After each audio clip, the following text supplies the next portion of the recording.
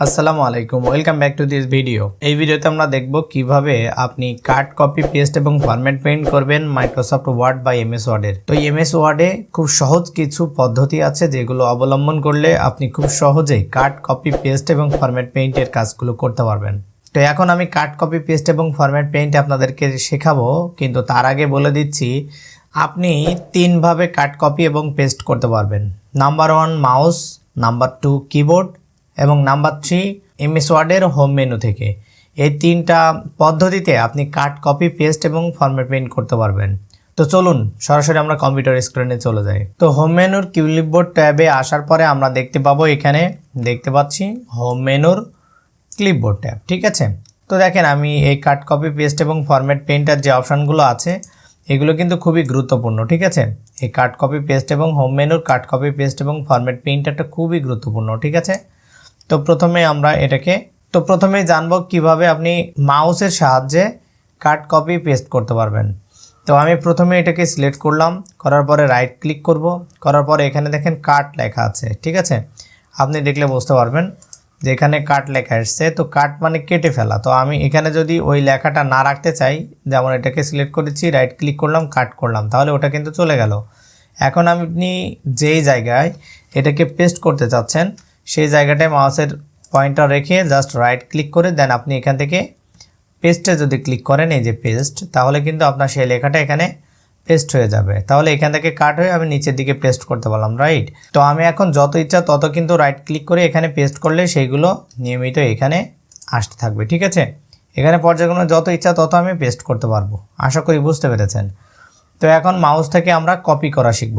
আমি এখন এটাকে সিলেক্ট করলাম, করার পরে রাইট ক্লিক করে এখন কপি আছে। ঠিক আছে, খেয়াল করেন, আপনি যদি এদিকে তাকান বা লক্ষ্য করেন তাহলে দেখতে পাবেন এখানে কপি লেখাটা আছে। তো এখানে রাইট ক্লিক করে কপিতে ক্লিক করবেন, করার পর আপনি কপি করে যেখানে পেস্ট করতে যাচ্ছেন সেখানে মাউস পয়েন্টারটা রেখে বা এই যে কার্সরটা রেখে যদি আপনি কি করেন রাইট ক্লিক করে এটাকে পেস্ট করেন, তাহলে কিন্তু এই রেড কালারটাই আপনার এখানে পেস্ট হয়ে যাবে। ঠিক আছে, আশা করি বুঝতে পেরেছেন।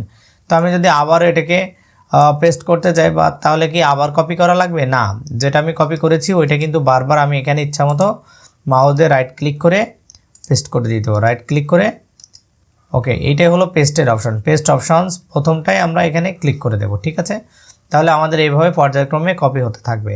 ওকে, তো এভাবে আমরা কাট, কপি এবং পেস্ট করা শিখলাম মাউস থেকে। তো এখন শিখবো আমরা কিবোর্ড থেকে। কিবোর্ড থেকে খুবই গুরুত্বপূর্ণ, কারণ এটা শর্টকাটের মাধ্যমে করতে হয়। তো আপনি যদি শর্টকাটে ভালো এক্সপার্ট হন সেক্ষেত্রে আপনার সময় কিন্তু অনেক বেঁচে যাবে। তো খেয়াল রাখেন, এখানে ক্লিক করলাম, ক্লিক করে জাস্ট আমি এটাকে কি করব, আমি এটাকে সিলেক্ট করব, করে কন্ট্রোল সিতে কপি করব। এটা কিন্তু আমাদের কপি হয়ে গেছে। ঠিক আছে, নিচের দিকে খেয়াল করবেন তাহলে বুঝতে পারবেন এখানে কন্ট্রোল সি প্রেস করেছি, এই যে কন্ট্রোল সি। ঠিক আছে, তো এটাকে যদি আমি পেস্ট করি কন্ট্রোল ভি প্রেস করব কিবোর্ড থেকে। ঠিক আছে, যতবার ইচ্ছা ততবার যদি প্রেস করি সেক্ষেত্রে আমাদের কিন্তু এখানে আমাদের পেস্ট হতে থাকবে। ঠিক আছে, কন্ট্রোল সিতে কপি, কন্ট্রোল ভিতে পেস্ট। এখন আমরা কাট করা শিখব।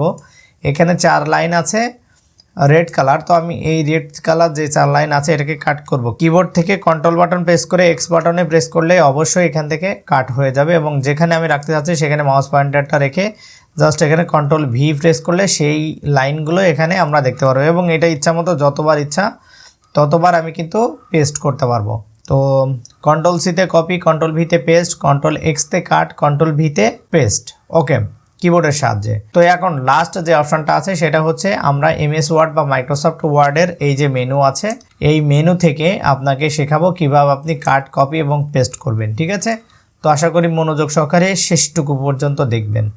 তো এখন আমি এখান থেকে এই 3টা লাইন ব্ল্যাক আছে, তো এই 3টা লাইনটাকে সিলেক্ট করলাম, জাস্ট এখান থেকে প্রথমেই কাট করব। এই যে মেনু বার থেকে খেয়াল করেন, আমি যদি এখানে ক্লিক করি, যে কাটের উপরে ক্লিক করি, তাহলে দেখেন আমাদের ব্ল্যাক লাইনগুলো চলে গেছে। তো আমি মিডিলে এখানে রাখতে যাচ্ছি, সিলেক্ট করলাম। এখন এখানে একটা পেস্টের অপশন দেখতে পাচ্ছি, বা অ্যারো চিহ্নে ক্লিক দিয়ে যেটা প্রথমে আছে এটাতে ক্লিক দিলে আপনারা দেখেন এভাবে পেস্ট হতে থাকবে।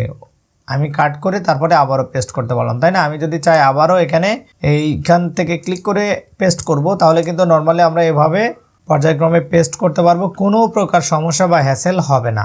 ঠিক আছে, এভাবে মূলত কাট, কপি এবং পেস্ট করতে হয়। তো কপি করার পরে এবার মূলত আমরা কাট করা শিখব। এমএস ওয়ার্ডের মেনু অপশান থেকে সিলেক্ট করলাম, আমি যদি উপরে যে রেডটা আছে এই রেডটাকে সিলেক্ট করি, করার পর আমি যদি এটাকে কপি করি, কপি করার পরে আমি এই 2 লাইন এবং এই 1 লাইনের মাঝে যদি পেস্ট করতে চাই, সেক্ষেত্রে কিন্তু কপি করার পরে এখন দেখেন কাট এবং কপি এই দুইটা হিডেন আছে। এখন যদি পেস্টে ক্লিক করি তাহলে দেখেন এখানে পেস্ট হয়ে যাবে এবং এটা যতবার ইচ্ছা ততবার আমরা কিন্তু পেস্ট করতে পারবো, কাট কপি এবং পেস্ট। ঠিক আছে, তো এভাবে মূলত মেনু থেকে কাট কপি এবং পেস্ট করতে হয়। তো এরপরে যে অপশানটা আছে সেটা হলো ফরম্যাট পেইন্টার।